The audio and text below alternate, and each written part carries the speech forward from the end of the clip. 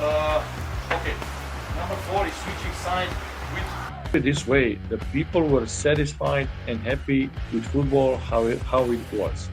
They didn't want to make simply like somebody who is there present on a training, making a training, and that's it. He was not deciding about anything, which basically was hardly acceptable. Persib Bandung masih menjadi salah satu tim yang menyita perhatian di BRI Super League 2025-2026. Hingga pekan ke-7, Maung Bandung mengumpulkan 10 poin dari 6 laga dan duduk di posisi ke-6 klasemen sementara.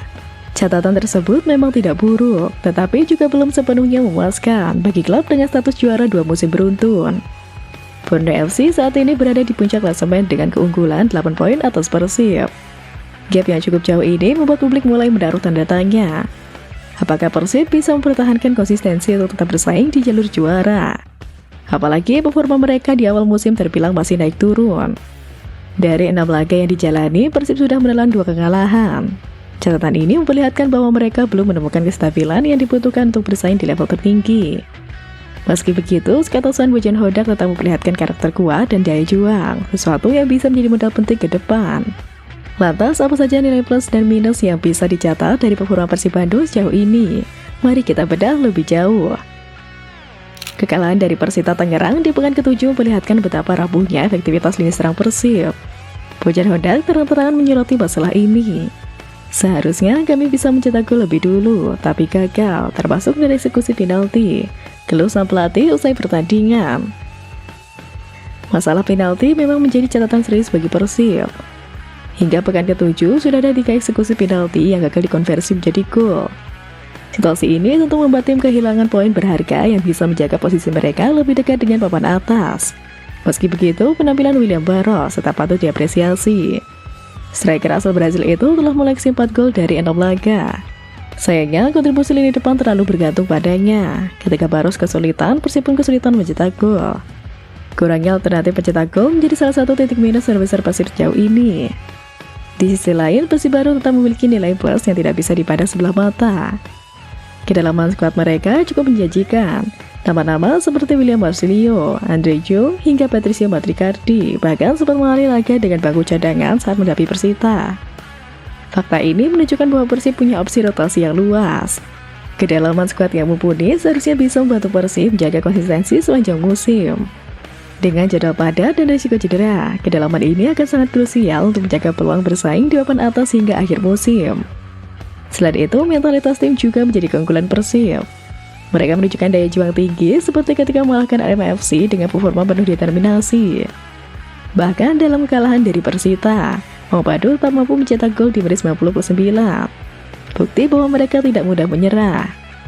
Mentalitas ini bisa menjadi senjata penting untuk menghadapi persaingan ketat di BRI Super League 2025-2026.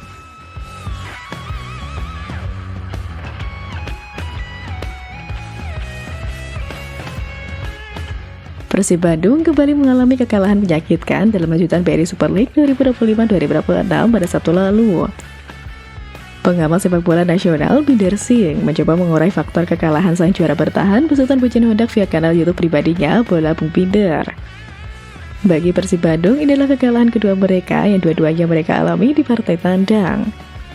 Sebelumnya, Persib juga kalah dari Persijap Jepara dengan skor yang sama 2-1, kata Binder.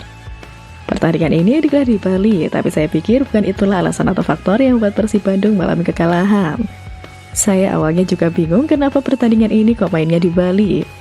Tapi kemudian saya cek dari media dan saya baru dapat jawabannya kemarin bahwa ternyata keputusan pindah venue bukan atas kehendak I-League atau operator liga. Perubahan diajukan tim tuan rumah dan disepakati oleh tim tamu. I-League hanya menyetujui setelah ada kesepakatan kedua pihak.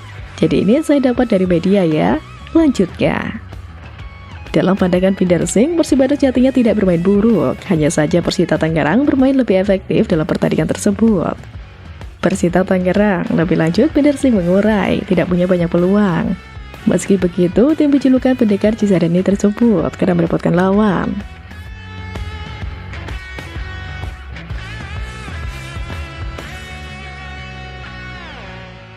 Suasana media sosial pecah setelah Persib Bandung menelan kekalahan dari Persita Tangerang pada laga pekan ke-7 Super League 2025-2026. Kekalahan itu langsung memicu kritik tajam dari para bobotoh yang merasa kecewa dengan performa tim kesayangannya. Bahkan mereka sontak melayangkan berbagai masukan.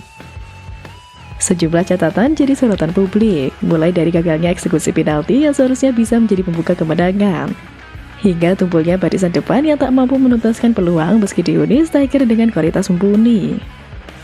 Tak sedikit bobotoh kemudian menyoroti satu nama, Goran Paulic.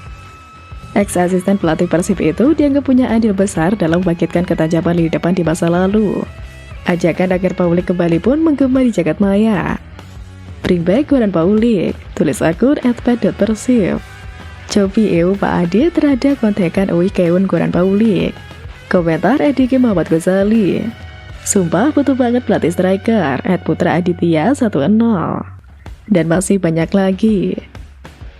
Bagi bobotoh, Paulic bukan nama asing. Pria kelahiran Kroasia 31 Maret 1965 itu pernah duduk di kursi asisten pelatih Persib pada musim 2023-2024 hingga 2024-2025 mendampingi Bojan Hodak dalam 25 pertandingan. Ia terakhir tercatat membela Persib pada 1 Juli 2024 sebelum dilepas dan hingga kini masih belum memiliki klub baru. Sebelum jadi pelatih, Paulic dikenal sebagai seorang striker di era 90-an yang akhirnya gantung sepatu pada 2007.